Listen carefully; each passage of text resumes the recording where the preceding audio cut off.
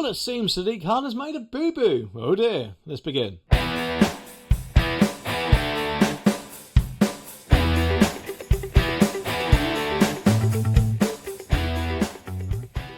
According to this article, Sadiq Khan faces mass legal action by hundreds of drivers over a speed limit change. So what's going on here? Has he suddenly gone and done a Mark Drakeford and going to make everywhere 20 miles an hour zones or some other mad policy like that? Well, apparently drivers in Sidcup have been racking up thousands of pounds worth of fines due to a signage error, and there are calls for them to be scrapped completely. Well, you would think, wouldn't you, that Sadiq Khan would be on top of this, because he is trying to roll out ULEZ and try to make it safer because there's no harmful fumes or any sort of other crap like that. Well, at the same time, of course, he just lets people pay him £12.50 and drive there anyway. But either way, it says that drivers in South East London and Kent are plotting legal action if their speed and fines aren't quashed after unknowingly breaking a speed limit on a busy road. So how can you unknowingly break a limit? You'd like to think there's some sort of sign telling you, but according to this, the sign put up in a stretch on an A20 road was actually a 50 mile an hour zone, but the Transport for London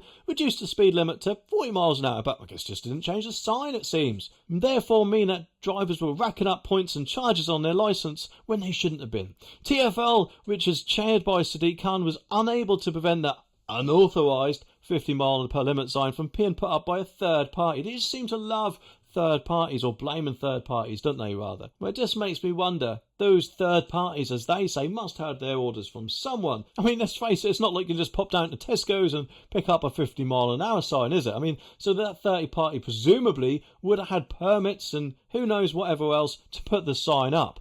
I think personally that the speed limit was reduced, that sign was just never taken down. The TfL cock-up, if anything, seems more likely the case to me. I don't know about you, but that does to me. One driver named David Owen told the BBC, "I am aware of my 3 points which I've got. I know I've been on there on 2 further occasions before I was aware of the speed limit change, so I'm just waiting for the next fine and the next points to come through."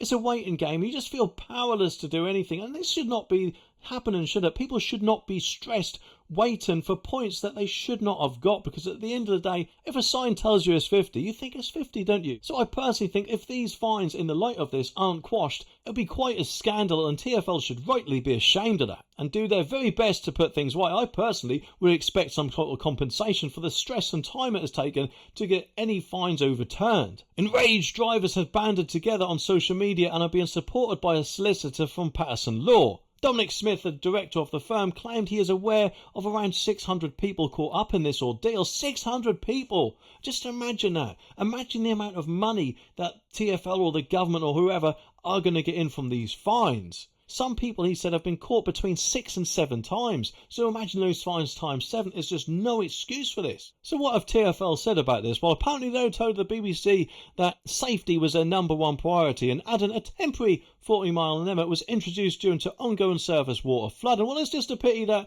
letting drivers know about it wasn't your second priority, or the same priority at the same time, but either way. The transport body has said, though, that the incorrect sign has since been replaced and it is investigating on how the unauthorised sign was put up. And according to what it says here, the national broadcaster, or the BBC, I think they mean, they say that if the fines aren't ripped up, the group will plot mass legal action. Well, to be honest with you, I think if the fines aren't overturned, then Sadiq Khan or TfL will face a lot of very bad publicity, which, let's face it, I know they get a bit at the moment, but I don't think that will exactly do them much more favours. Well, it appears they're taking away our driving freedom. And I say that because according to this article, tough new restrictions could be put in place.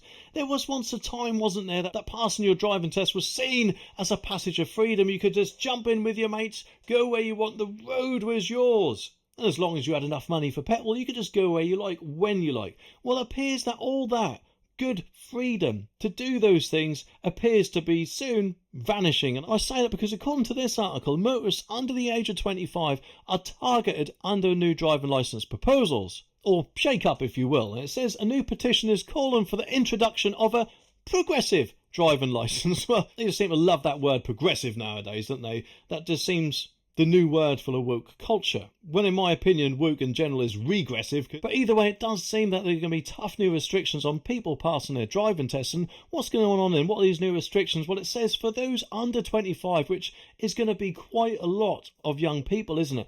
are going to be banned apparently from travelling at night, with many unable to take friends and family for trips, which is just an outrage and disgraceful, isn't it? People, I'm guessing, will think, well, what's the point? I may as well not pass my driving test if I just can't go nowhere or do anything I want to do. Is that the whole plan? It wouldn't surprise me if that is indeed the case. Poll founder Crystal Owen claimed the change was needed to boost road safety and keep youngsters safe behind the wheel. I mean, what do they want to do? Keep them in the back seat or whatever else? Yes, I know it's often seen that youngsters are the daredevils on the road, it appears, and therefore cause quite a lot of accidents or whatever else. But it's not just youngsters, is it? So to penalise all people under 25 for the actions of a few idiots under 25 is really unfair in my opinion.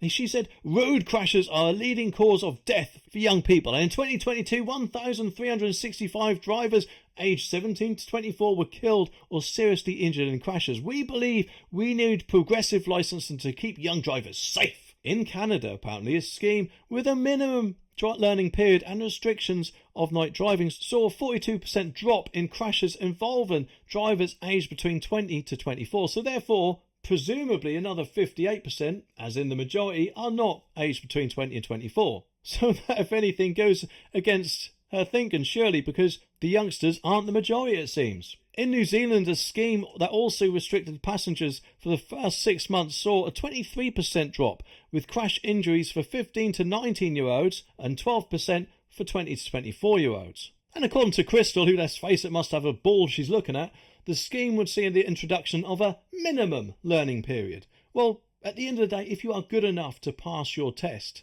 which, let's face it, is quite hard to do, we're, from what I know, one of the hardest countries to pass your test in, that, in my opinion, should be the only thing you need. Otherwise, let's face it, people surely will be put off driving, and who knows, when they eventually do take up driving, they might just drive the same anyway. So what else does she want to happen then? Well, it appears that she wants to set some sort of 40-hour minimum learning limit and would ensure young drivers gain skills and experience on different roads under different conditions. Well, to be honest, they should be doing that anyway in their lessons, shouldn't they? You'd like to think so, otherwise they'd fail their tests, wouldn't they, surely? Under current rules, though, there is no minimum number of hours learner drivers must have under their belt before they take their driving test. And the scheme has also called for drivers under 25 to be prohibited from driving between midnight and 6 a.m. But it gets even worse than that, because it says that new licence holders who have passed their test within 12 months will also be stopped from carrying any passengers at all. Those passing their test should also receive mandatory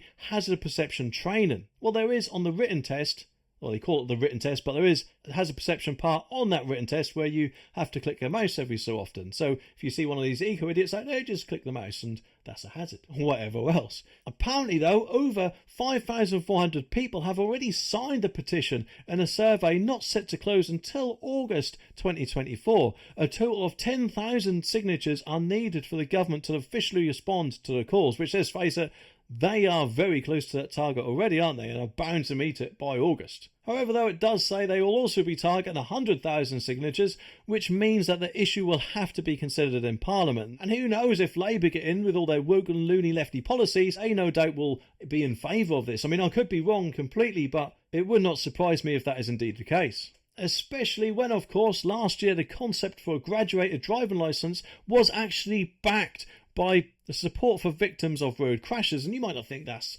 too important, but apparently they are an advisory for the Department of Transport, which actually makes it quite a big priority, I'm guessing, because who's ahead of that? Sadiq Khan himself. So maybe, just maybe, who knows, he might even make a change for London itself. I don't know if he would be able to do that. Let me know in the comments if he would be able to, but it wouldn't surprise me either. And also, worse than that, the concept for a graduated driving licence system has also been previously supported by the National Police Chiefs Council. So if the police support it and the Department for Transport support it, or their advisory, then who knows how long it would be before Labour or maybe even a government would support it. Either way, though, it does seem that our freedom to drive is slowly slipping through our fingers, and it is going to be a very worrying time to come, isn't it? If this does indeed get through, that is. Hopefully it won't, but we'll have to wait and see.